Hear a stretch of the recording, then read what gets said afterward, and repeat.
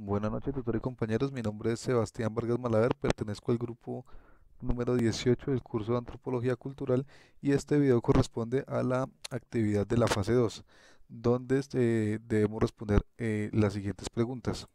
La primera de ellas es, a partir de la lectura, explique el concepto de aculturación e indique cuáles son los procesos que pueden seguir a un contacto interétnico. Entonces, la aculturación, según la lectura, es un intercambio de características culturales eh, y un mecanismo del cambio cultural. Entonces, este puede ser violento o pacífico y se puede dar cuando una cultura dominante impone sus normas, costumbres y pautas culturales o por el intercambio de las culturas entre sí, como puede ser el comercio, puede ser los alimentación, puede ser transporte, puede darse porque para comerciar entre un lugar A y un lugar C haya que pasar por un lugar B, entonces se genera cierta aculturación en estos lugares. Eh, digamos que la aculturación puede darse un dominio cultural que se puede dar en una misma nación, por decirlo así, donde una parte se imponga sobre otra por intereses políticos, económicos, sociales, bueno, en fin, por diferentes maneras. La segunda pregunta nos dice que se exponga cómo la imposición de proyectos de desarrollo y la promoción de creencias religiosas generan la aculturación de un pueblo. Entonces, pues para esto primero hay que tomar ciertos ejemplos de aculturación. Unos de ellos es las pérdidas de los lenguajes de los pueblos originarios.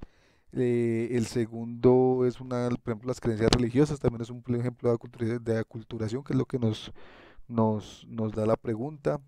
La emigración también es un ejemplo de aculturación. El consumo de productos extranjeros o el uso de palabras extranjeras. La lectura nos da un término para este tipo de, de ejemplo, el cual es el etnocentrismo, donde es la tendencia a considerar la cultura propia como superior a la ajena. Por eso pongo esta imagen que tenemos aquí. Podemos hablar del tiempo de la conquista. En el tiempo de la conquista, los españoles impusieron el cristianismo sobre las religiones que aquí se ejercían. Sabemos por cultura popular, por ejemplo, que los chipchas adoraban al maíz y al sol. Entonces, esa imposición es una aculturación a nuestra propia cultura, a la cultura indígena que se tenía aquí antes de los tiempos de la conquista. Ese es un ejemplo de la promoción de creencias religiosas. La imposición de proyectos de desarrollo, bueno, pues eso hay muchos de ellos. Digamos que el más notable es la industria petrolera, donde se desplazan campesinos, indígenas, pues, gente dueña de su territorio y que desplazarse por, por los proyectos de desarrollo que generan que las personas deban desplazarse y cambiar su cultura, sus tradiciones, lo que ellos han hecho desde enseñado por sus ancestros. La siguiente y última pregunta es que, según el contenido de la lectura, buscar en internet un caso que dé cuenta de un proceso de aculturación en el contexto colombiano y argumentar por qué implica riesgos para la supervivencia de una cultura. Aquí hay muchos ejemplos. Podemos empezar, por ejemplo, con el ejemplo de la guerra. La guerra llevó a una migración de muchos campesinos hacia las ciudades. Esto genera pues que los campesinos que por tradición familiar han sido, no sé, caficultores, avicultores, en fin, cualquier labor del campo, vengan a la ciudad a ejercer oficios para los que no están hechos, a cambiar su modo de vida. Esa cultura que ellos han traído desde siempre se ven obligados a cambiarla. Eh, Otro ejemplo es la migración venezolana.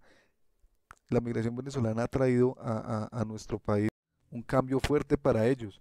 La comida, las palabras que ellos usan, la forma de vida que ellos que ellos conocían allá, tuvieron que venir a cambiarla aquí en Colombia. Nos podemos dar cuenta eh, la cantidad, por ejemplo, de puestos de comida de venezolanos que existen hoy en día aquí en Colombia, y es un ejemplo de cómo tanto la cultura de ellos como la cultura nuestra se ve afectada por ese tipo de migración. Eh, Otro caso común que yo observo es el uso de redes sociales. Eh, si miramos entre las personas más jóvenes, entre menores de 18 17 años, vemos que hoy en día utilizan muchos modismos mexicanos.